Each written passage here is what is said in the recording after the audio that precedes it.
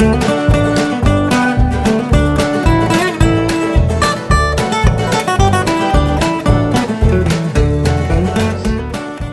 going to get you some video from the very get-go today. It's about 8:30 in the morning. My fantastic cousin, Buzz, brought me up the highway this morning. We were down between Seattle and Everett, I guess, Mokateo, where he lives with his beautiful wife, Rita. And took a zero with him yesterday. So I got my plan laid out. I'm going to do a little bit less than 20 miles a day to Rainey Pass, where I hope my good friend Doggone and or Extra Credit can pick me up and let me zero with one of them. And then the final stage of my plan is a 2-day hike up the East Bank Trail along Ross Lake, the alternate trail to the Canadian border. So that's the game plan. Looking forward to finishing this trail up in 9 hiking days. Could be less, but I don't anticipate pushing myself any to make it less.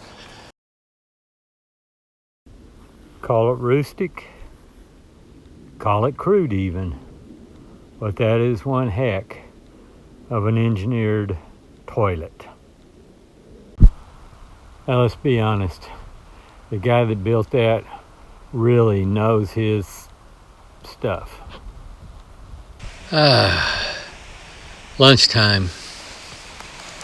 What a great time to have lunch.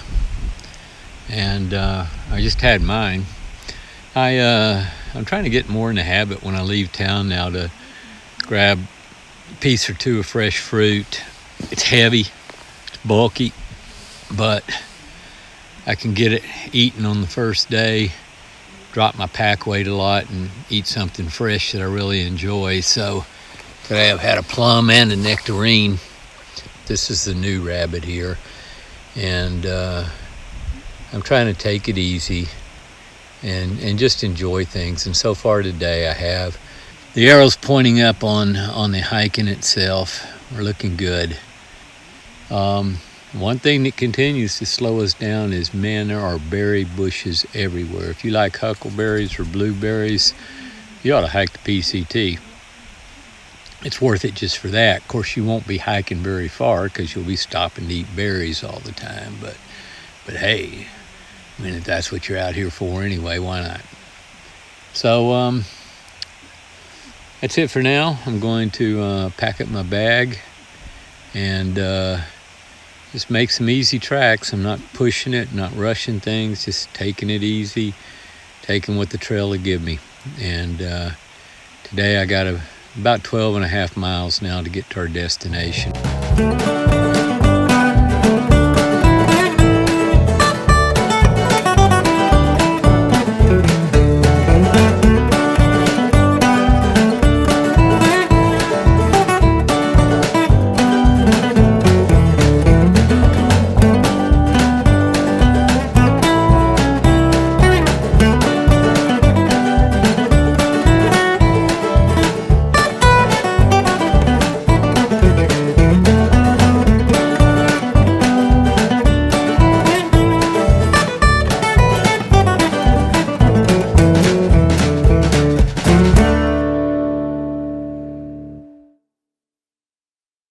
Not seeing many people on the trail. It's almost spooky. I think I probably saw today half a dozen people. I don't know.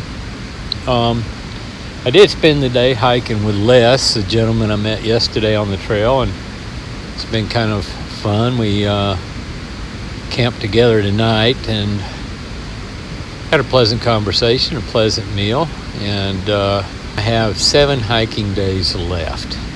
And who would have thought in this world that I would have gone this far? I'm going to get up tomorrow, do another more or less 20, 21, 22 miles. Aches and pains, I've got a few, but then again, too few to mention. but then I always do mention them, don't I?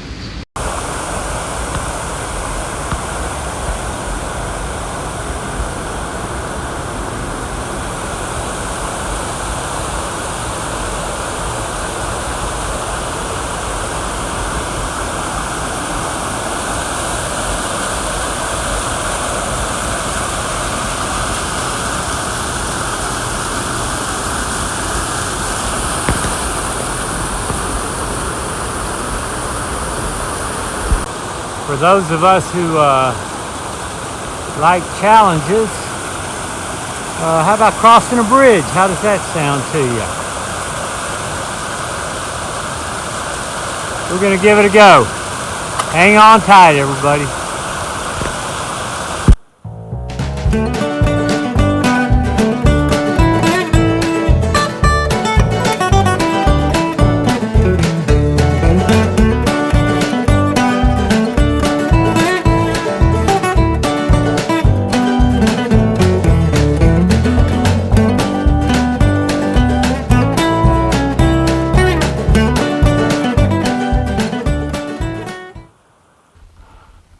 Marmot on the rock.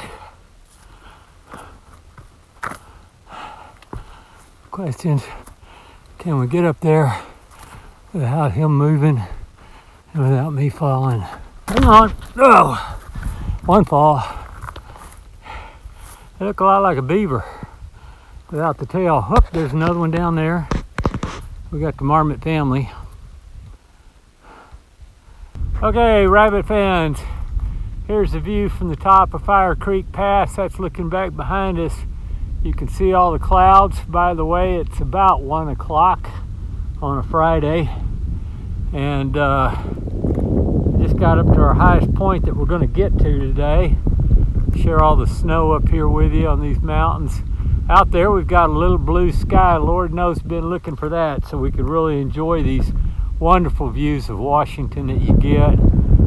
See some more over there. So when we don't have smoke, when we don't have rain clouds, we actually do get some beautiful views. Now right where I'm standing, so I guess a place that a lot of people use for a tent site.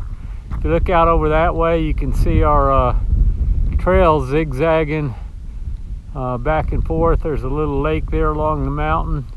We're going to head down that way in a bit. We got about a 3,000 foot drop before we climb another 2,500 or so to end our day today. We're getting closer to the end of our hike today. It's in for this big ascent. I think you can get a feel looking around here at how big it is.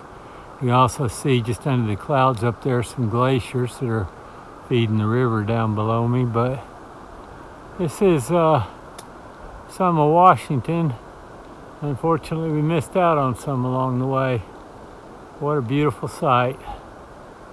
And I'm glad you guys are here to share it with me. Otherwise, it'd be kind of lonely up here. All right, let's go on up. We got another 1,000 feet or so.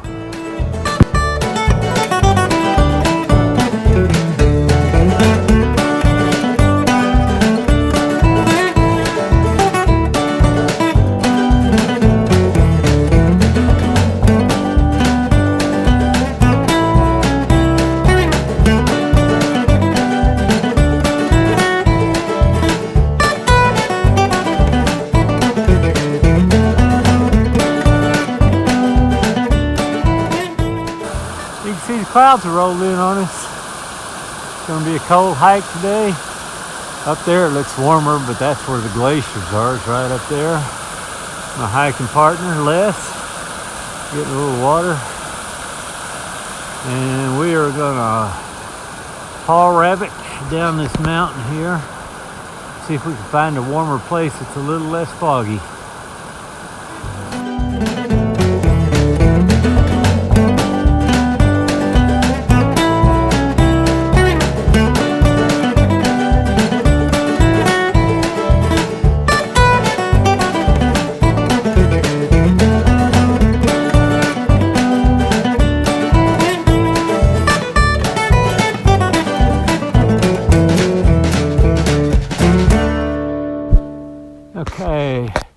So we're on the Lyman Trail, headed down for the Bannock Fire Closure. If you look way down the valley, you can actually see the fire. How exciting is that? Well, it's about bedtime out here. I hiked up to the end there of the PCT before the closure. The trail was really brutal right there. A big rock pile. I had to climb way up it, all that part of the trail. And then the trail led over Cloudy Pass.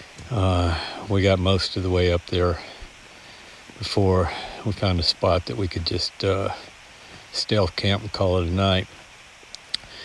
It's getting a little bit interesting here. This is the last night I'll be sleeping in this tent before the day that I actually go to the Canadian border. I'll sleep in a tent the night before that.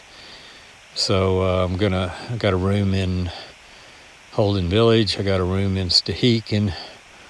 I'll either stay with friends or get a room in Mazama, possibly do a zero there.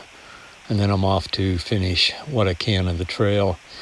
A lot of people I talk to, the northbounders that have flipped up as far as they can north and then are hiking south, they've all gone to Rainey Pass and are hiking.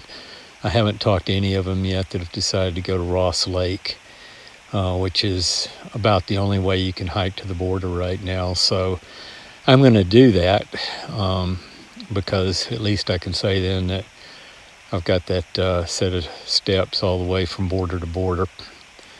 And I'm kind of looking forward to it.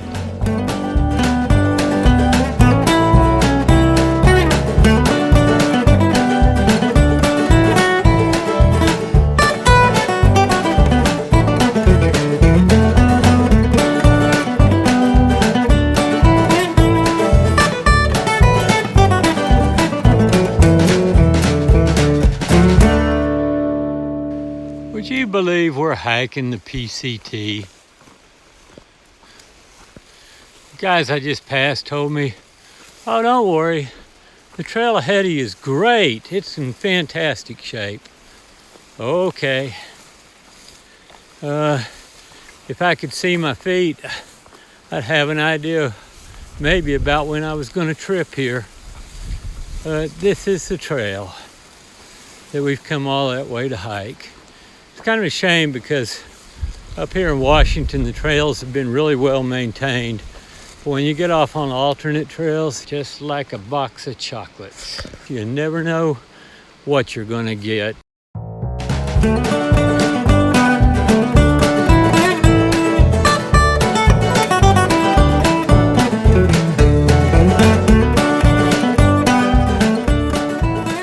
My name is Tinker, and I hiked because I just tried the AT for 200 miles in 2015, and I discovered a new world out there of good people, kind people, and that was an amazing thing. It was like human nature had been reformed on the trail, and I found I was able to hike at my age. I was 70 then, and I was amazed. I'm not a physical person. I'm not an athlete of any kind. And it seemed like an amazing gift here in the last chapter of life, you could say that, to have this unsuspected ability. And I hiked on and on and on. I did the AT for full length. I retired in order to do it. And now, after my second attempt, it looks like I'm going to finish the PCT. And that's why I hike. I got the scoop on Holden a little bit last night. It's not what I was expecting, but it's a property that's owned basically by the Lutheran Church. It used to be an old copper miners camp, and now it's basically a church camp, a retreat for people to come. I think it's also a shelter of some sort for people that live there a longer period or are studying there a longer period, but they take in PCT hikers along the way and others that want to pay the $99 fee. That'll get you 3 vegetarian meals a day. If you're a hiker, you got to pack your own trash out. They want you to basically handle your own towels and everything, take them down to the laundry. It's set up more like a dormitory thing. No locks on the doors. Well, it's set up like a miner's camp. I worked in the oil industry, and it's like an oil field camp. You know, it's not so different. All that said, the people there were super nice, very friendly. There were a number of hikers there, and I enjoyed getting to meet some of them, hearing different people's strategies. Of all the people that were there last night, I think I'm the only one that's hiking this last section of the detour. Most people were taking a shuttle bus down to a little town called Lucerne and then taking a ferry across to Stehekin. It sure is tempting. Sounds good, but I'm hiking to Canada. I'm not ferrying myself to Canada, so everybody's got to hike their own hike. For me, that means hiking, not riding on a ferry. So that's what I'm going to do. Somewhere up there is Canada, and we're going to see that up close and personal. You don't have to worry if you can't see it now. I'm going to give you a real good view of it. And now as it stands, we're going to get to see the monument with the changes. There's an alternate trail that you can take. Now, I don't like the alternate trails, and I'll tell you why. I'm not a big map guy, big route finding guy. You guys have been following me from the beginning, know that.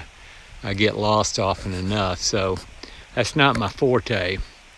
And the problem with the detours is they might show you on a large scale map, well, here's the line that you got to do, but it doesn't tell you where water sources are. It doesn't tell you where campsites are. It doesn't tell you what permits are required, because our permits cover the PCT, but they don't cover most of the alternates. So that's always an issue. I'm going to have to, while I'm in Stehekin, tomorrow morning, probably get me a permit to hike on up to Rainey Pass. I'll get into Stehekin tonight. Now, one of the absolute can't misses, according to everybody in Stehekin, is the bakery. And looks like I'm probably going to miss it tonight. I don't know. I'm going to meet my old buddy Doggone and Extra Credit. I know you guys remember them. I'm going to hopefully meet them at Highway 20. May or may not zero, but then I've got to choose either a 3 or 4 day hike to the monument. And guys, we're going to be celebrating the whole way. So you guys get ready for that. You've earned it. You've held with me all this ways. If you stayed with me this long, you guys deserve a medal. In fact, I'm going to give you the exact same award that I get for completing the PCT, because you guys have all completed it with me. And that's, it's a picture of me at the PCT monument. That's pretty much what I get. You guys will get it too, though, so don't worry. I mean, I'm not going to be selfish. Happy 4th of September. Day after Labor Day here, and you're looking at beautiful Lake Chelan right here just outside of Stehekin, Washington. What a beautiful town and a beautiful lake. And that nice little mist you see on the lake is unfortunately actually smoke. We're out here on the boat pier in front of Stehekin. Got some just amazing views. My plan keeps evolving, it keeps changing, but the one thing that's constant about it always is I'm getting closer and closer to the Canadian border and finishing this hike. The latest today is that the latest detour is not the best detour. Now, like all detours just about, it makes the trip a little bit longer. Imagine that. But we're up for it. That's going to add another half mile onto a 26, 27, 2,800 mile hike. What the hell? We'll do it. I'm going to hike out of here today, go about 10 miles up to 6 Mile Camp. Only the government can name things like that. Along the way, it will stop at the world famous Stehekin Bakery, and we'll pick up something kind of nice to take to camp tonight for food or for snacks along the way. And we will take that time and camp out with some of these hiking guys here I've met here that I've been eating with and dining with. And then tomorrow I'll go meet my good friend Doggone there on Highway 20.